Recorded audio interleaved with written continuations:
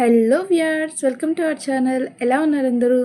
ముందుగా అందరికీ శ్రావణ మాస వరలక్ష్మి వ్రతం శుభాకాంక్షలు అండి. మీరందరూ ఎంతో హ్యాపీగా చాలా వైభవంగా అమ్మవారి పూజ చేసుకున్నారని అనుకుంటున్నాను. నేను ఈ సంవత్సరం అయితే అంత వైభవంగా చేసుకోలేకపోయాను. దానికి కారణం ఏంటో చెప్తాను. అండ్ ఈసారి అయితే చాలా సింపుల్ అని కాదు, అసలు నార్మల్గానే చేసుకున్నాను. అది ఎందుకు ఏంటి అనేది ఈ వీడియోలో చెప్పబోతున్నా.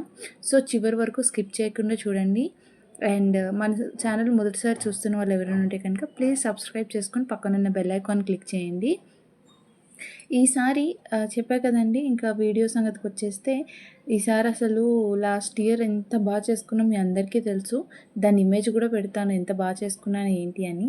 ఈ సంవత్సరం ఎందుకు అలా చేసుకోలేకపోయాను అనేది ఏంటంటే, మా అమ్మమ్మ గారు కాలం చేశారు. అమ్మమ్మ గారు అంటే మా మామయ్య గారు వాళ్ళ అమ్మగారు. సో సొంతం కాబట్టి, ఇంటి పేరు ఒకటే కాబట్టి మేము సంవత్సరం వరకు ఏ పండుగలు చేసుకోకూడదు. అందుకని పూజలు, వ్రతాలు, కలశం పెట్టేది, కొబ్బరికాయ కొట్టే పూజలు కూడా చేసుకోకూడదు. అందుకని ఈ సంవత్సరం వరలక్ష్మి వ్రతం అయితే చేసుకోవడం అవ్వలేదండి. కాకపోతే నిత్య దీపం పెట్టుకోవచ్చు. అంటే కొరువు పెట్టిన, అంటే ఎవరైతే తల కొరువు పెడతారో వాళ్ళకి అది వర్తిస్తుంది. వాళ్ళ పిల్లలు కావచ్చు, వాళ్ళ కూతుర్లు, వాళ్ళకైతే మాత్రం అంత పట్టింపు ఉండదు. వాళ్ళు పూజలు అయితే చేసుకోవచ్చు. కానీ మేము కొడుకు కోడలం కాబట్టి అంత పూజలు చేయకపోయినా నిత్య పూజలు, నార్మల్గా పూజలు అయితే చేసుకోవచ్చు. అందుకని జస్ట్ గుమ్మాలకి బొట్లు పెట్టుకొని అలాగా పూజనైతే ప్రారంభించాను. సో ముందు రోజు ఏం చేశానంటే, నేను పసుపు ఆల్రెడీ మొన్న చెప్పా కదండి పెయింట్ వేస్తున్నానని. సో పెయింట్ అయితే వేయడం అయిపోయింది. ఆ వీడియో మొత్తం అంటే ఎలా డిజైన్ చేశాను అనేది నేను ఫుల్ వీడియో మళ్ళీ అప్లోడ్ చేస్తాను. సో ఇప్పుడైతే గుమ్మానికి బొట్లు పెట్టడం వాటి అయిపోయాయి.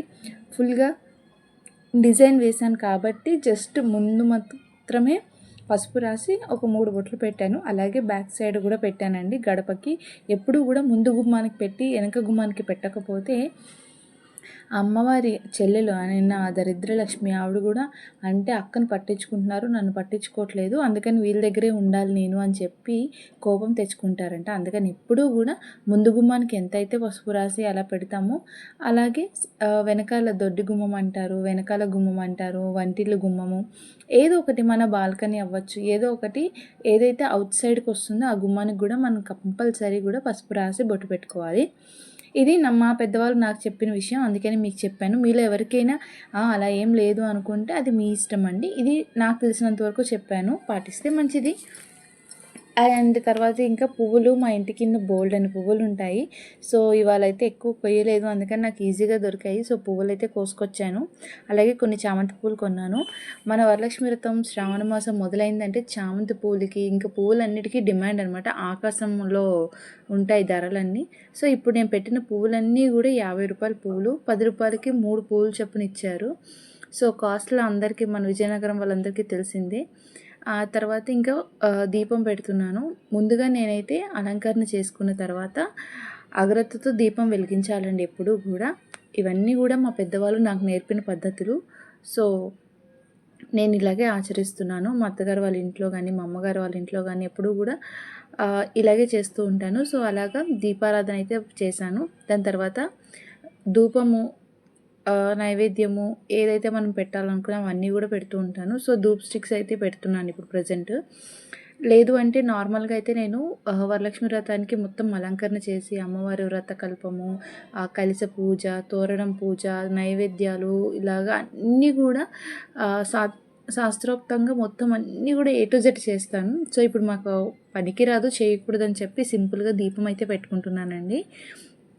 అలాగే అది పెట్టేసిన తర్వాత మా అత్తయ్య గారు ఎప్పుడూ కూడా పూజ సెక్షన్ మొత్తం నాదైతే, వంట సెక్షన్ మొత్తం మా అత్తయ్య గారిది. ఎప్పుడు కూడా నేను పూజ చేయడానికి అట్లీస్ట్ 2 గంటలు అయితే టైం పడుతుంది. ఆ టైంలో మా అత్తయ్య గారు ప్రసాదము, నైవేద్యానికి అన్నీ కూడా వండి పెడతారు నాకు. ఎప్పుడైనా కుదరినప్పుడు మెయిన్గా అమ్మవారికి నైవేద్యం పెట్టాలనుకున్నా నేను త్వరగా చేసేసుకొని పూజలో కూర్చుంటాను. మిగతా వంట అంతా కూడా మా అత్తయ్య గారు చేస్తారు. సో ఇలాగా ఈ సంవత్సరం పూజ అయితే కలశము అది ఏమీ లేకుండా నార్మల్గా దీపారాధన అయితే చేశానండి. మీకు ఎలా అనిపించింది మా దేవుడి మందిరము? ఈ దేవుడి మందిరంలో మధ్యలో ఉన్న ఇత్తడి మందిరంకి దాన్ని లక్ష్మీ తొట్టె అంటూ ఉంటారు. సో అదైతే చాలా చాలా సంవత్సరాల నుంచి మా ఇంట్లో ఉంది. అది తరతరాలుగా వస్తున్నది. దానికి ఒక పెద్ద చరిత్ర ఉంది. ఎవరైనా ఇంట్రెస్ట్ ఉంటే కామెంట్ పెట్టండి, దాని వీడియో అప్లోడ్ చేస్తాను.